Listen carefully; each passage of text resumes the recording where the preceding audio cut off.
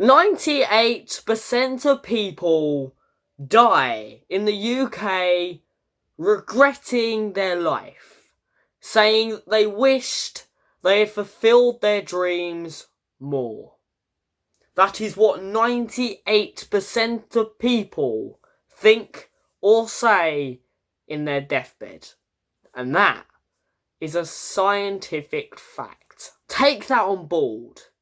It's no bullcrap, and I've got that off a scientific website. Think about it for a minute. Do you want to be one of them people?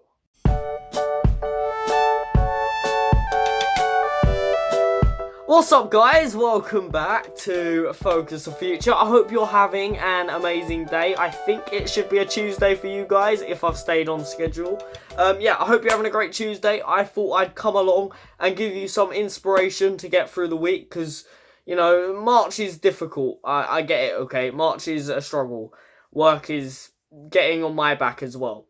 So, yeah, I thought I'd give you some inspiration, keep you going for the rest of the week. So, if you like what you're hearing so far, if you like what you're seeing, if you like the topic of this video, if you think my channel looks not decent in general, then please don't be scared to hit that subscribe button to come along and join the community for regular mental health advice videos and informational videos and videos just like this one. Apart from that, I hope you enjoy, and obviously this video is about, you know, not death, but how to stop regretful dying and whatever else. So if that doesn't interest you, make sure you're using the card up here to find out a bit more about me. Right, also, I'm recording very late because I went out with a friend today, and basically I didn't get back till very late. It's literally dark outside. So this video is being filmed a bit doom and gloom. I've actually got my LED lights on, and I'm just kind of set the camera up like this because it looks a bit cool. So I hope you like it. We will be going back to normal next video. So guys, have you had a think about that statistic? That 98% of people die regretting their life because they didn't fulfill their dreams. I think that's pretty shocking, and it's definitely something that hit me on the chest many times. However, why do we do it? And why do people die so often not doing everything they wanted to do in life, or just completely saying they didn't even make time to do the things they enjoy? Well, truly, it's because we don't think like that. A lot of humans are scared of it. They're scared of the prospect of reality and what life really is. And as many people would state it, the meaning of life. I know a lot of people watching this right now who probably couldn't give less craps about what I'm talking about because they're just not that type of person.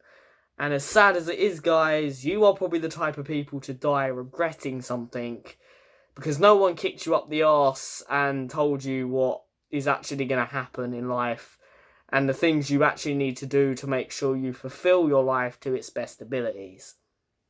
Now, we all, as I say, and I think as a lot of people say nowadays, is we're all here for a reason. We all have a skill, a talent, something that we have within us that is helpful to the earth and the planet in front of us. And if we bring out these talents, skills and ambitions, we can become quite an amazing person. And then people are normally extremely successful. However, that doesn't mean you need to be, you know, getting these skills and talents and expressing them to the world to be successful or enjoy your life and live a fully fulfilled life. There's a lot more to it than that, and there's a lot more things you need to be doing to make sure you live your life to its full potential and you're not laying in your deathbed when you die thinking to yourself, what a mess. So let's talk about some common regrets. Apart from not fulfilling dreams, let's go into a bit more of a deeper understanding of the type of regrets people have. So the first one is not getting their dream job, not doing the job they wanted to do. Sitting there at a 9-to-5 job, getting chicken and chips on the way home or whatever else, and, you know, going home and having a miserable partner because, you know, you've made a mistake at some point. That's probably a typical description of a UK citizen. And it's sad that that's how most of us live. The next one is not getting out, not doing the ambitious stuff that we've always wanted to do, not fulfilling them exciting dreams that we've always wanted to fulfill, not visiting that country that you've always wanted to visit, not doing that dream activity that you've always wanted to do. You could sit in your deathbed and be like, I didn't go and do parachuting, or I didn't join scouts when I was a kid, or I didn't go to this country or that country. And there's some of the regrets that some people have. But one of the biggest ones is not being present, not appreciating and not living life to its full potential, not thinking about all the amazing things that life brings you without you even having to work for it. Now, I don't mean you have to have a, religious type of personality to be able to do these things. You don't have to pray to God every night to appreciate things. What I'm saying is just living presently. Most things you do in life, big or small, just really think about it. Be in the moment. Don't switch off. When you're eating a meal, don't start thinking about work and how much you're behind in it or how much you're ahead in it or whatever. When you're out with friends, don't be thinking about your kids or your wife. Be actually present in the moment. These tiny little adjustments we can make to our lives is some part of making sure we don't regret things when we die. So they're the three main things people regret. Not getting their dream job, not getting out and doing activities or dreams that they've always wanted to do, and not being present in moments they maybe wanted to be present in. And sadly, these three things you don't really learn until you reach an age where, the world gives you a kick up the arse when you're doing a 9-to-5 job and you're not really happy. So how can we prevent this? At a young age or even a middle age, how can we make sure that we don't die thinking these things? Because, again, none of us want to do that. Let's hope so anyway. So I'm going to go over a few of the tips. I've actually got 5 tips for you. And 5 things I think you should be doing to make sure you don't basically die thinking, what the hell did I do with my life? The first one is be ambitious. When an opportunity arises, when something comes up and you can do it if you really wanted to, and it's going to, give you an experience that you may have never had before, go for it. Don't hold back. If it's going to get in the way of work, maybe trying to rearrange your schedule a bit or try and do it on the sidelines, but try your best to do that activity that was presented to you, because you may never get the opportunity again. And that's something we will never be able to take back in our entire lives. So that's my first tip. Be ambitious. If an activity or, an opportunity is given to you, don't be scared to take it. Second thing is appreciate things. When something's given to you, think about the effort, the curiosity, and the general emotion that had to go behind what they've just gave you, and really use it and actually use it to a good standard. That will just generally give you a better perception of what you're using, and you'll enjoy using it a lot more. Next thing is be social. Have friends. Have a big group, not a big group, but have a good group of, dedicated, good friends that you feel connected with. And most importantly, that goes along with having a supportive, good, loving relationship with your family and being happy and connected around them. Now, for a lot of us out there, I understand it's not as easy as us to just click our fingers and we get that thing, that massive thing that I just said. But if you can, work your hardest to get that, because it will save you a lot of hassle in the future and you won't die regretting that decision that you made. Again, I understand that's not as easy as I just made it look to get, but if it's available to you, please use it to your best abilities and really appreciate the fact that you have that family support and love and attention. Next thing is go for your dreams. Aim for that dream job, aim for that dream career, and punch it in the face and get it done with. Because once you've done your dream job, you will, one, be able to do so many other things in your life because the chances are your dream job paid well, and you also have done something you've always wanted to do. And that crosses off a massive regret, which was in our top 3 regrets, which I explained to you earlier. Next one is have a family if wanted. Make a family, have kids. Get a supporting, loving partner. If that's going to be a problem for you, I will leave a love advice and relationship advice video in a card up here.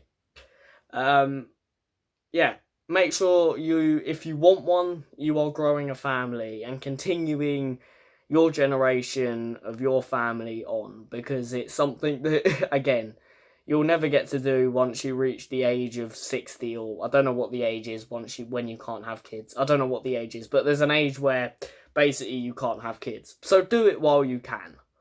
So they're my top 5 things. Be ambitious, appreciate things, be social, and also make sure you're fulfilling your dreams and growing a connected and supportive family.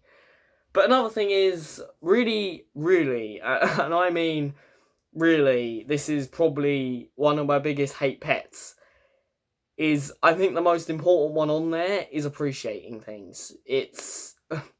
Maybe it's just because I've not had a perfect life, and maybe I've just been kicked up the backside way too much recently.